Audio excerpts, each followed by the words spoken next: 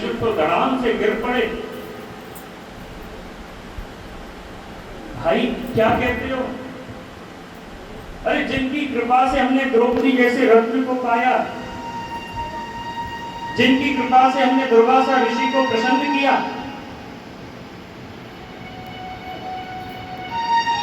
बोलो श्री राम के। जिस समय पांडवों को वनवास हुआ,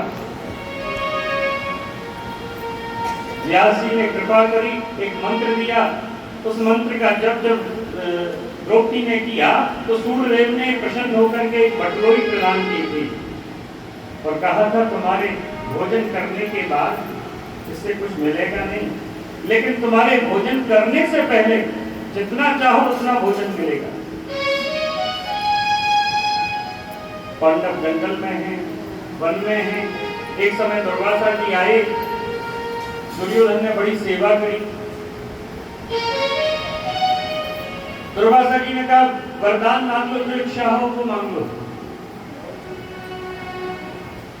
अब कुछ भी मांग सकता था, जो मांगता वो मिल जाता, लेकिन दुर्जन तो दुर्जन होता है।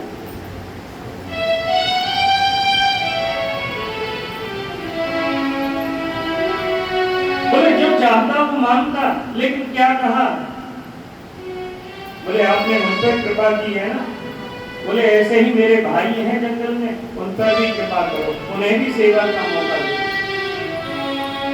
किसी व्यक्ति ने भगवान की तपस्या की, भगवान प्रसन्न हुए, बोले वरदान मांग ले, क्या चाहिए? लेकिन एक बात ध्यान रखना, जितना तुझे चाहिए, जो तू मांगेगा उससे दूना तेरे पड़ोसी को मिलेगा। बोलो श्री राम। जितना तुझे चाहिए, तू जो मांगेगा उससे दूना तेरे पड़ोसी को मिलेगा। अब वो विचार करने लगा, यदि मैं एक मकान मांगू तो पड़ोसी को 2 मिलेंगे, मैं एक गाड़ी मांगू तो पड़ोसी को 2 मिलेंगे। बहुत ही विचार करते करते बोला, बोले भगवान कृपा कर दो। बोले क्या? देखो क्या मांग रहा है, कुछ भी मांग सकता था, लेकिन मांगता क्या है कि मेरी एक आंख फूट जाए और मेरे घर के आगे एक चूहा बन जाए। बोले क्यों? बोले मेरी एक फूटेगी तो पड़ोसी की। अब मेरे घर के आगे एक चूहा बनेगा तो पड़ोसी के घर के आगे, तो भैया मैं तो बच के निकल जाऊंगा, लेकिन पड़ोसी नहीं कर सकता, वो तो कहना। तो ये तो प्रवृत्ति होती है अपनी अपनी,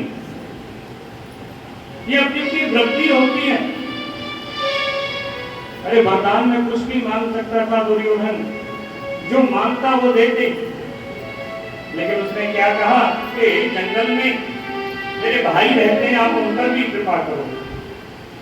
और कहते हैं दुर्वासा जी संध्या के समय जंगल में पहुंचे, युधिष्ठिर को सूचना मिली, युधिष्ठिर ने कहा स्वागत किया, भोजन के लिए कहा।